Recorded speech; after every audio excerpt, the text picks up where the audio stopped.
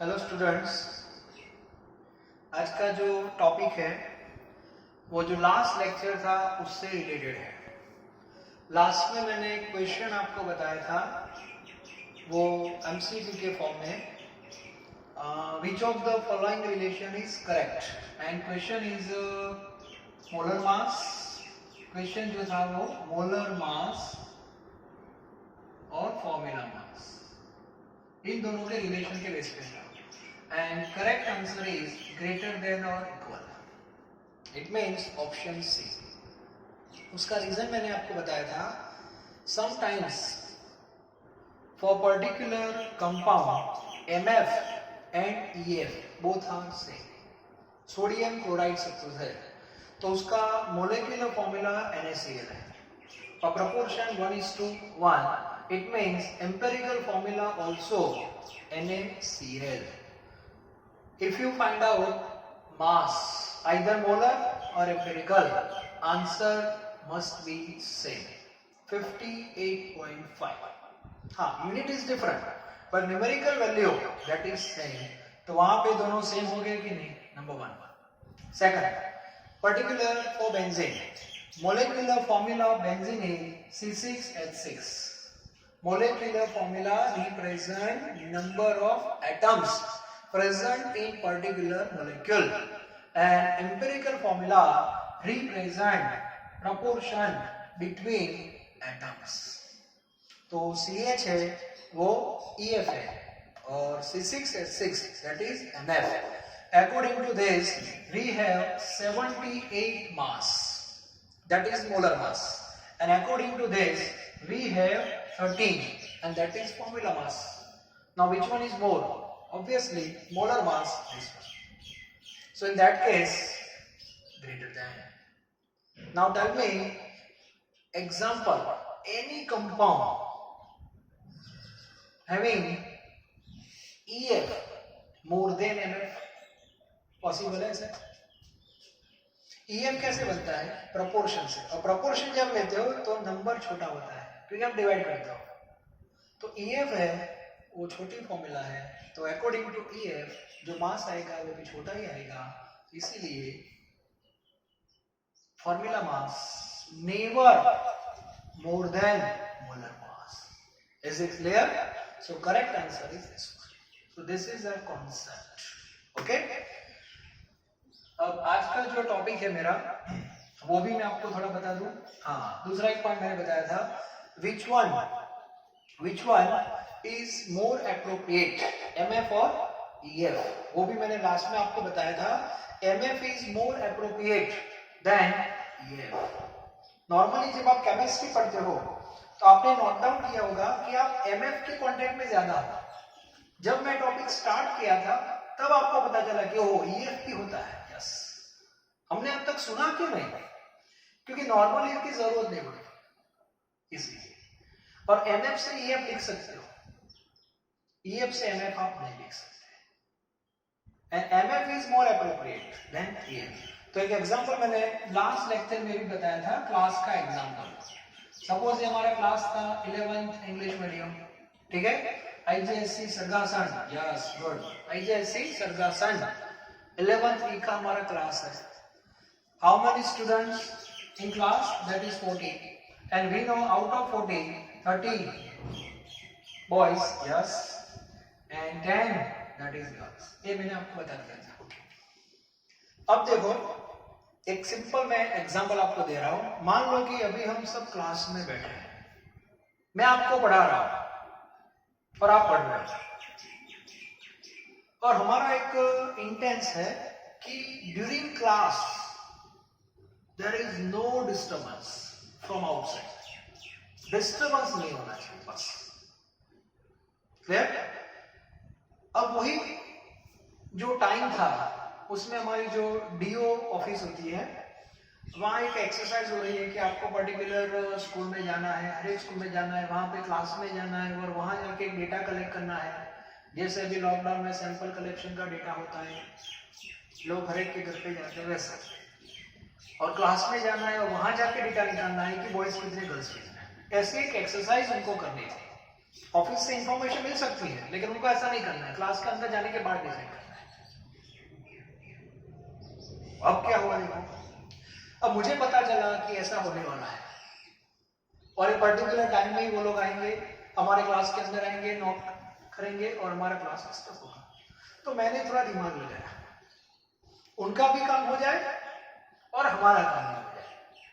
तो मैंने क्या दिमाग लगाया, IJSC 11th थी और मैंने ऐसा एक लेबल बना दिया, IJSC 11th E B30 G10 और यहाँ पे आगे लिख दिया MF। MF means molecular formula, मतलब ये हमारे क्लास का मोलेक्युलर फॉर्मूला हो गया। और ये जो लेबल है वो मैंने क्लास के बाहर रख दिया और क्लास को बाहर अंदर से बंद कर दिया। अब जो पर्सन वहां पे आए वो भी साइंस के पर्सन ही होंगे, ऐसा मान लो आपकी तरह। उन्होंने देखा कि हाँ लेबल है और लेबल के बाद MF ऐसा मेंशन भी किया है और उनको पता है MF represent what? Yes, number of atom. So in that case, number of students present in this class. तो उनको डेटा मिल गया कि क्लास में बॉयज 30, गर्ल्स 10, टोटल 40, और वो चले गए। लेबल तो सही ही रखना था, वो तो कंपलसरी है। उनका काम हो गया, वो बाहर से ले गए, हमारा काम भी हो गया। Finish, that is it. अब आप सोचो मैं क्या कर रहा हूं। सपोज मैंने लेबल EF का रखा, EF मतलब प्रोपोर्शन, तो प्रोपोर्शन बेस पे लेवल क्या होगा, 3:1, तो लेवल होगा B3G और यहां मैंने लिखा EF। क्लियर? अब प्रॉब्लम क्या होगी ऐसे लेवल से, जब वो पर्सन आएंगे देखेंगे तो EF है और वो भी पढ़े लिखे, आगे मैंने बता दिया।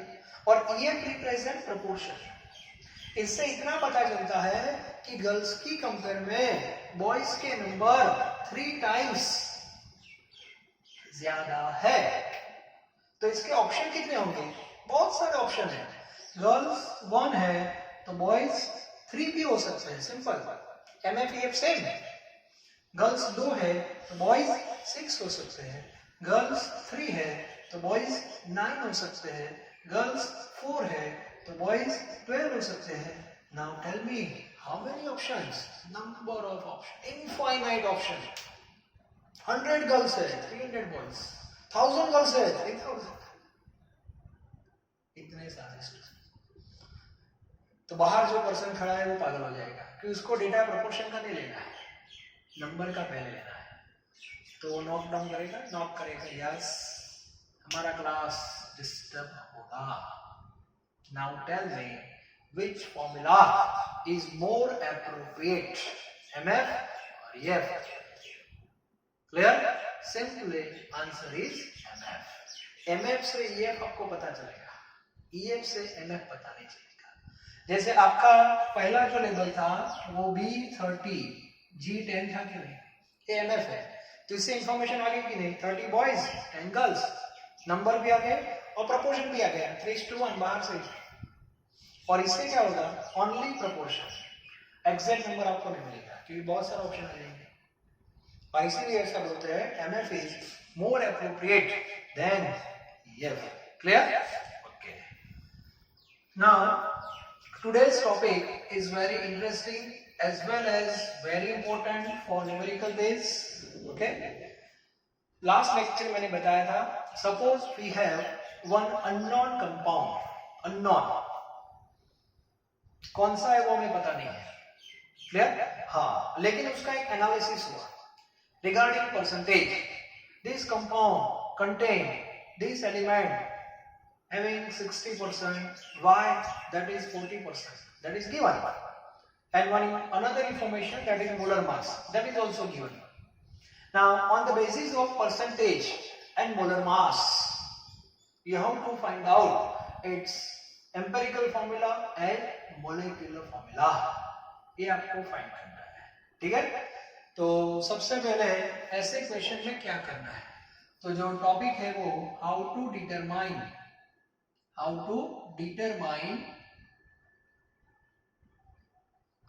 to determine MF and EF. MF and EF, ये हमारा क्वेश्चन है. ओके, और इसमें जो डेटा आपके पास होता है दैट इज गिवन में आपको क्या दिया होगा? Percentage of elements and molar mass. Yes, molar mass.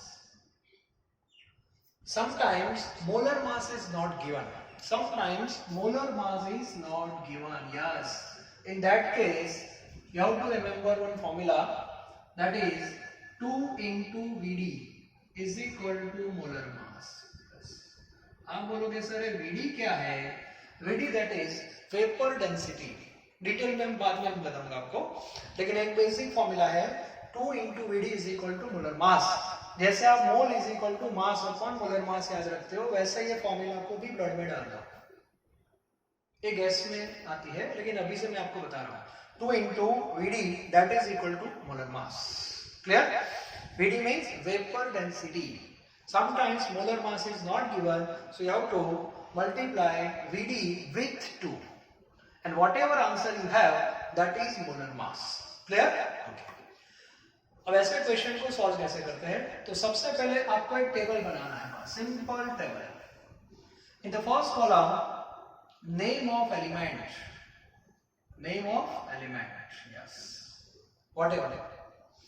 Then its percentage in second column, that is also given. Then atomic mass. Suppose carbon है तो उसका एटॉमिक मास होगा 12, हाइड्रोजन है तो 1, नाइट्रोजन है तो 14, ऑक्सीजन है तो 16. Clear? Now 3 column that is actually given. Okay, now you have to prepare another column that is atomic ratio. Yes, that is called AR. Atomic ratio means AR, and the formula is percentage divided by atomic mass, and that is atomic ratio. तो ये जो percentage आपको दिए हैं उसको atomic mass से divide करना है. So what ever number that is called atomic ratio. Another ratio that is SR means simple ratio, that is SR. और SR हम कैसे फाइंड करेंगे? तो यहां हमने जो भी एटॉमिक रेशियो फाइंड किया है, ठीक है, AR, उसको LR से डिवाइड करना है. आप बोलोगे LR क्या है? LR मतलब इसमें से जो लोएस्ट रेशियो आता है वो LR है, तो उससे सबको डिवाइड कर देना है, और बाद में जो फिगर आता है उसको होल नंबर में क्या करना है? कन्वर्ट करना है.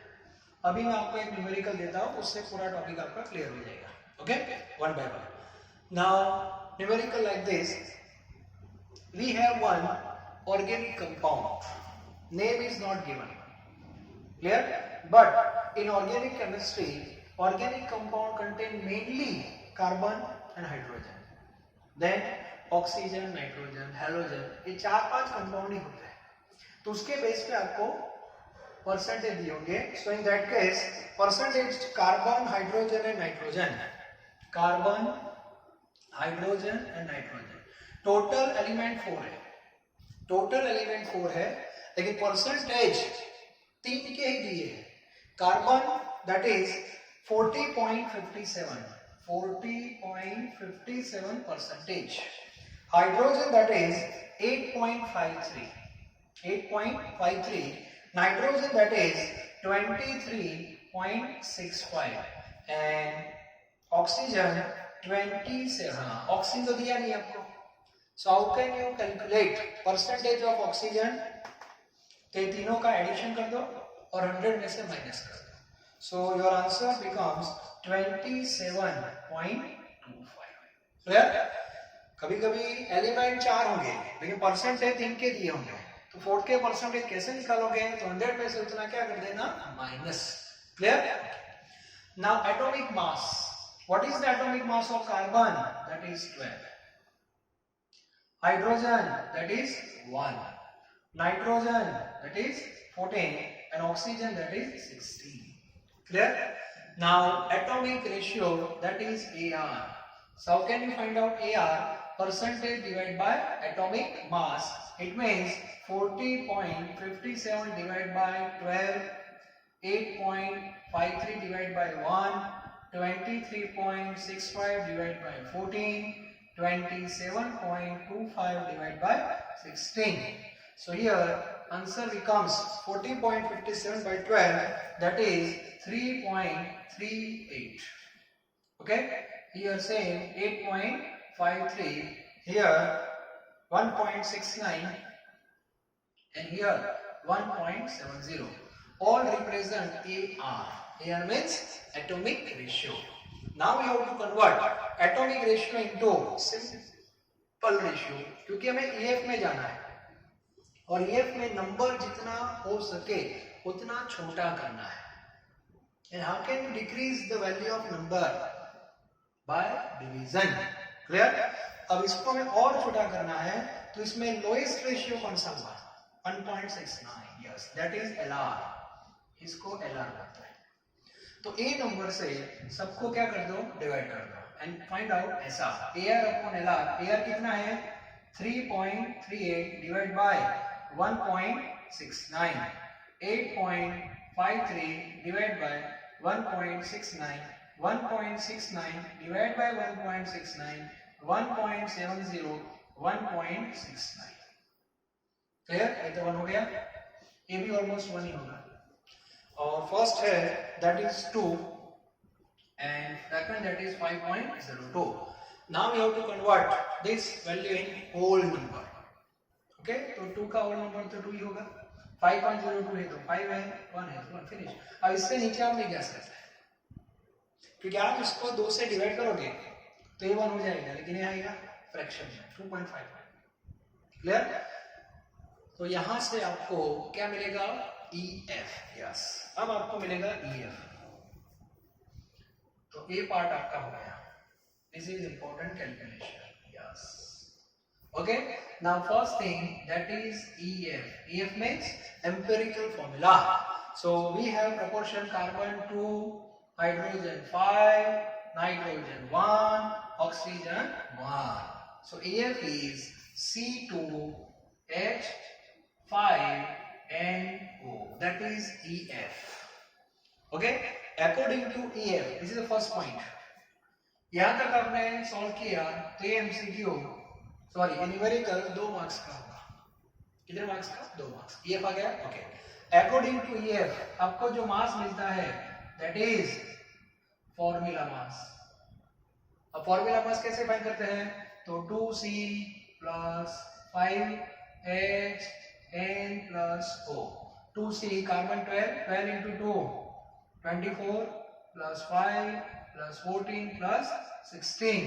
तो आंसर आएगा 59 जो आंसर आया that is formula mass. Clear? अब आपको आगे थर्ड स्टेप में n फाइंड करना है. अब n क्या है वो मैं आपको बताऊं. n जो है that is ratio of molar mass upon formula mass. इसको n बोलते हैं. Molar mass upon formula mass. Molar mass that is given and that is 59. That is given. Formula mass 59. So answer is 1. And 1 that is integer. Okay? तो आपका n आ गया और बाद में MF और EF का रिलेशन है. That is the last point. MF is equal to n into EF. और ये जो n है that is always 1, 2, 3 like this. So here n is equal to 1. EF that is C2H5NO. तो 1 से multiply करो तो C2H5NO. It means for this particular compound MF and EF are same. Clear? तो ये स्टेप्स जो है वो बहुत इंपॉर्टेंट है. लास्ट में मैं आपको बता दूं MF और EF का रिलेशन ये है. EF जो आता है उसको n से मल्टीप्लाई कर दो. It means EF that is a multiple integral. Where n 1 2 3 4 5 n neighbouring fraction. Suppose यहाँ पे n का आंसर 2 आया तो करना क्या है, EF को 2 से मल्टीप्लाई कर दो। सर कैसे करेंगे, ये तो फॉर्मूला है simple, C2 into 2 C4, yes, H5 into 2 H10, ठीक है। अभी 1 है तो आंसर सेम ही आएगा। तो सबसे पहले टेबल बनाना है। टेबल में पहले element, percentage and atomic mass. Percentage को एटॉमिक मास से डिवाइड कर दो, दैट इज एटॉमिक रेशियो। उसमें से LR निकालो, AR को LR से फिर से डिवाइड करो, दैट इज SR, और SR को होल नंबर में कन्वर्ट कर दो, नजदीक का जो होता है वो, ठीक है। और ये जो होल नंबर आया दैट इज EF। EF से क्या मिलेगा, फॉर्मूला मास आ गया। मोलर मास का दिया है, बाद में n फाइंड करो, molar mass upon formula mass. Molar mass नहीं दिया तो वेपर डेंसिटी दी होगी, वेपर डेंसिटी को 2 से मल्टीप्लाई कर दो, that is molar mass. n always 1 2 3 like this, और एक n आया उसको EF से मल्टीप्लाई कर दो, दैट इज MF। क्लियर। और MF तक आपको जाना है, वो न्यूमेरिकल 4 मार्क्स में होगा। क्लियर, ये परफेक्ट होना चाहिए, सिंपल है।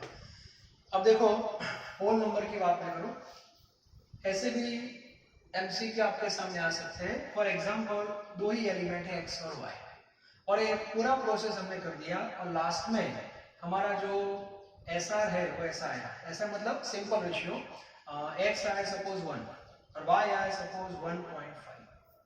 अब इसको आप होल नंबर में कन्वर्ट कैसे करोगे, दिमाग लगाओ। 1 का तो 1 लिख दो क्या, तो 1.5 का क्या लिखोगे। देखो 1.4 है तो 1, 1.9 है तो 2, होल नंबर। लेकिन 1.5 का क्या प्रूफ दे, तो क्या करोगे, ये भी इंटरेस्टिंग है। होल नंबर कैसे लिखते हैं, कभी कभी ऐसा कैलकुलेशन हो सकता है, ऐसा कुछ भी नहीं है। In that case you have to find out whole number like this, simple. ये जो रेशियो है इसको 2 से मल्टीप्लाई कर देना, 2 और 1 हो गया क्या। Now proportion is 2:3, so EF हो जाएगी x2y3। क्लियर, ये भी आपका परफेक्ट होना चाहिए, 2 से मल्टीप्लाई कर देना बस, ठीक है। तो इस बेस पे आपको EF फाइंड करना है। तो ऐसा कोई पॉइंट्स आपके सामने आए तो ये भी आपको पता होना चाहिए। तो MF EF क्या है वो क्लियर होना चाहिए। इसका एक मैंने सम करवाया है, प्रैक्टिस में बहुत सारे सम मैं आपको देने वाला वर्कशीट में, ट्राई करना, मैक्सिमम ट्राई आपको करना है, ठीक है। अब कितने लेक्चर्स, कितने टॉपिक्स हमारे कंप्लीट हुए वो आपके दिमाग में होना चाहिए। पहला हमने मैटर को फोकस किया था, matter matter matter matter matter, okay. बाद में हमने पढ़ा मोल कॉन्सेप्ट मैटर, वो भी परफेक्ट आपका हो गया, ठीक है। इसके बाद मैंने परसेंटेज कैसे काउंट करते वो बताया, वो तो बहुत इजी टॉपिक है। इसके बाद था MF और EF, ये भी आपका हो गया, क्लियर। अब हम धीरे धीरे आगे बढ़ने वाले हैं नए नए टॉपिक में, और एक नया मास आ गया, फॉर्मूला मास, जिसको एम्पिरिकल मास भी बोलते हैं। अब तक हमारे पास मोलर मास था, दूसरा क्या है, कौन सा, फॉर्मूला मास। अभी एक आने वाला है इक्विवेलेंट मास, ये नया वर्ड है, clear. Thank you very very much.